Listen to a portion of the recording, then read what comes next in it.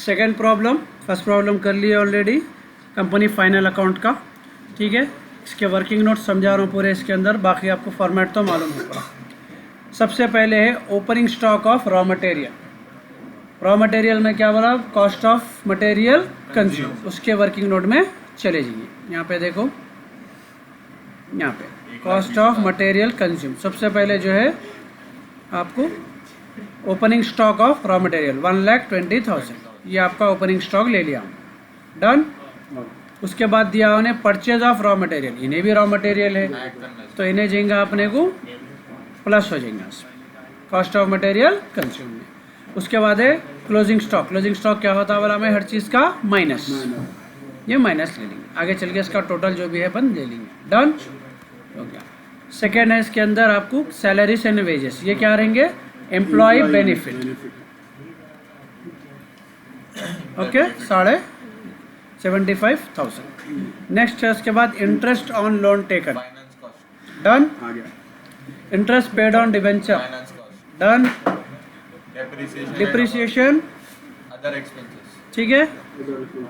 Repairs and renewals, depreciation कहाँ लिए, other expenses में। डिप्रिसिएशन की एक कैटेगरी है, डिप्रिसिएशन की एक सेपरेट कैटेगरी है, डिप्रिसिएशन में जाएंगे यहाँ पे, ओके। चलिए नेक्स्ट है इसके अंदर other expenses, travelling and conveyance, advertising, telephone charges, sale of product, revenue from operations, okay.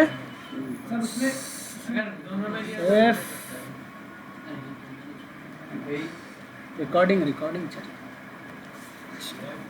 इसके बाद ऑडिट फीस, कौन चला रहा है फिर वीडियो, अदर एक्सपेंसेस, वहाँ से जारी, चले, sorry, audit fees, other rate, taxes, insurance, interest receive, other income, dividend received, motor car expenses, managers remuneration, okay. Directors fees कल समझाया था, क्योंकि director is not an employ to the company, तो इसका जाएगा अदर एक्सपेंसेस। हो गया ना भाई, ठीक है ना। पूरों को जो है कैलकुलेट कर लेंगे, कैलकुलेट करके सीधा उसके फॉर्मेट में डाल देंगे अपने को, ओके। और कुछ दिया इसके अंदर नीचे होने,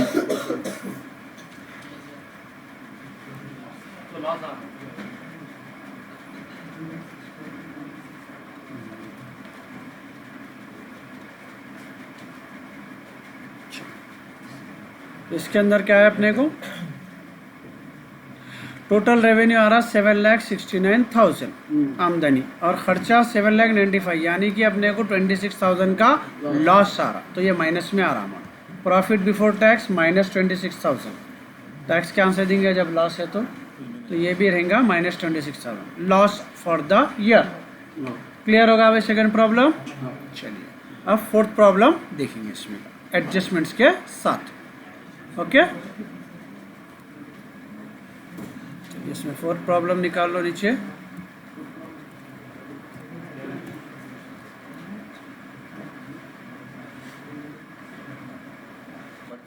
pay attention all of you. यहाँ पे साइड में है देखो, पूरे करे हुए में डायरेक्ट अमाउंट्स इसके अंदर डाले हुआ, वर्किंग नोट्स पूरे यहाँ पे। इसके अंदर एक नई कैटेगरी भी बढ़ी अपने।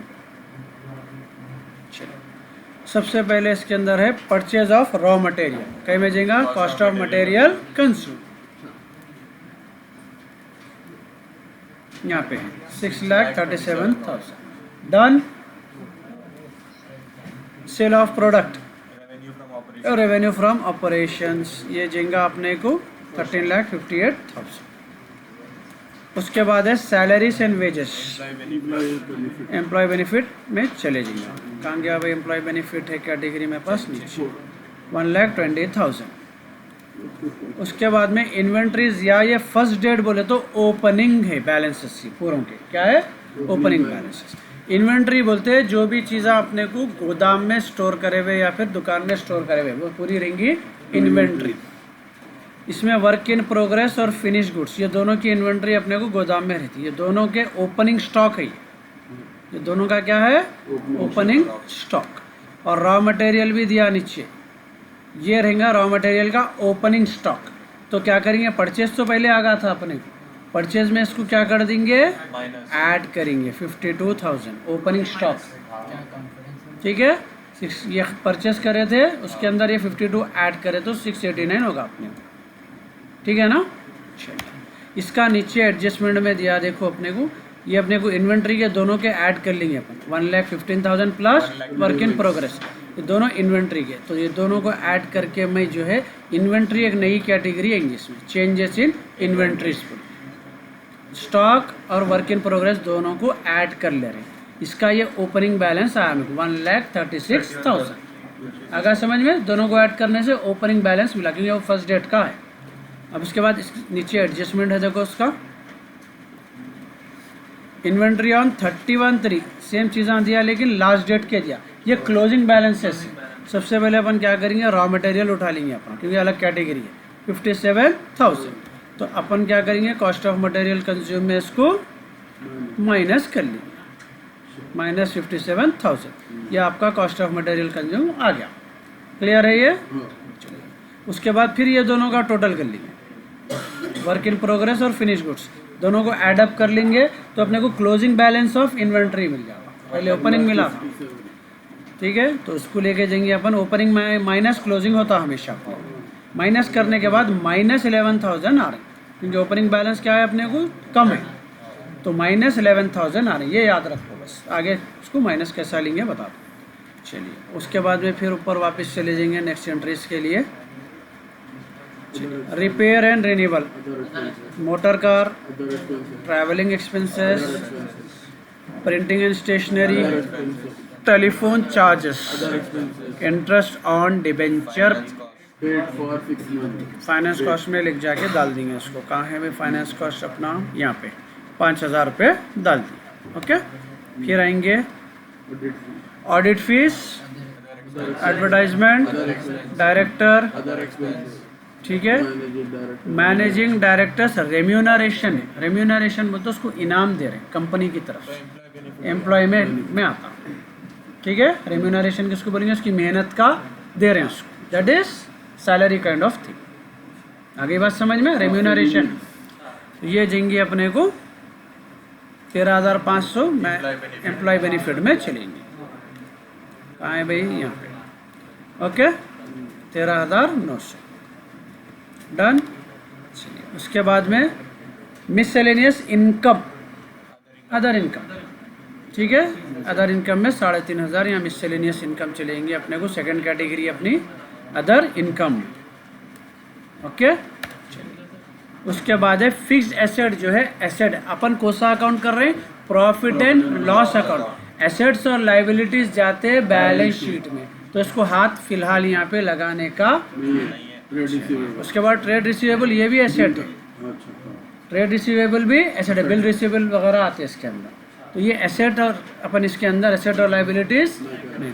अब जाएंगे एडजस्टमेंट्स पूरे हैंडल करेंगे, पहले वाले तो ले लिए थे अपन। डिप्रिशिएट फिक्स एसेट एट 10%, ये जो फिक्स एसेट है उसका 10%, 6,200 कितने होते हैं, सॉरी 62,000। तो डिप्रिसिएशन कहीं में जाएंगे, सीधा डिप्रिसिएशन के अकाउंट में चले जाएंगे, है ना यहाँ पे। ओके, चलो नेक्स्ट है। उसके बाद में provide outstanding salaries and wages for 15,000। 15,000 के आउटस्टैंडिंग हमेशा प्लस होता है, अपने को मालूम है। सैलरीज वेजेस में जाएंगे, सीधा सीधा 15,000 उसमें ऐड कर देंगे। ओके, उसके बाद ऑडिट फीस में 1,400 ऐड करो बरा। अदर एक्सपेंसेस में लिए थे उसको, यहाँ मैंने ज़रा इरेगुलर करा तो उसमें 1,400 ऐड करके ले लिया समझो डायरेक्टली, ठीक है। चलिए, उसके बाद में make provision for doubtful debts on trade receivable. Trade receivable में से 5% डूबने वाले हैं पैसे, 3,500, वो जाएंगे अपने को अदर एक्सपेंसेस में। बैड डेब्ट्स क्या में जाते हैं, एक्सपेंसेस में जाते हैं हमेशा, तो इसके 5% होंगे, 3,500 रुपये अपने को अदर एक्सपेंसेस में डाल देंगे। शायद डाला हम यहाँ पे, ओके।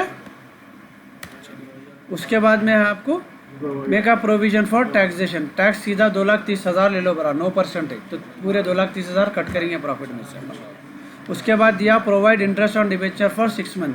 6 महीने का इंटरेस्ट पे हो गया था, कहाँ है भाई, यहाँ 6 महीने के कितने पे हुए थे? तो और 6 महीने के पे करो बराबर, तो 5 हो गए दोनों मिला के 10। यहाँ पे फाइनेंस कॉस्ट हो गए पूरे एंट्रीज। कैलकुलेशन करेंगे सीधा, यहाँ प्रॉब्लम देखो। रेवेन्यू फ्रॉम ऑपरेशन अपना सीधा सीधा ले लिए, उसके बाद other income 3,500, total revenue 13,61,500। Next है कॉस्ट ऑफ मटेरियल कंज्यूम 6,32,000 आया, employ benefit 148,900, finance cost, depreciation, other expenses 66,200।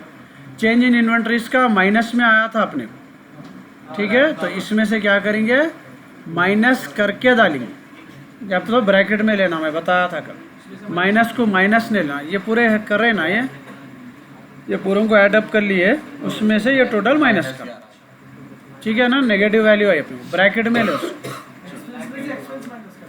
हाँ, एक्सपेंस में से एक्सपेंस नहीं है ये, इन्वेंट्री का अपने को इतना कम हुआ सो, ठीक है। इन्वेंट्री क्या है एक्चुअली जो है ये अपने को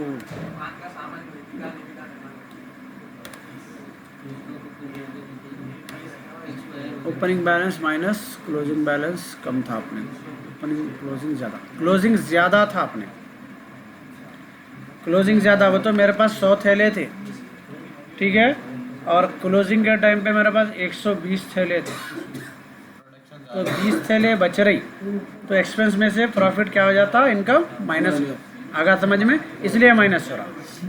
शुक्रिया, पूछिए, ठीक है, मैंने सोचा था उसको, आगे बात समझ में। तो इसको टोटल करने के ये 11,000 माइनस करे बाद दिया, तो फिर रेवेन्यू में से एक्सपेंडिचर माइनस करे तो प्रॉफिट आ गया, प्रॉफिट में से 2,30,000 टैक्स निकाल दिए, प्रॉफिट आफ्टर टैक्स आ गया भाई समझ में,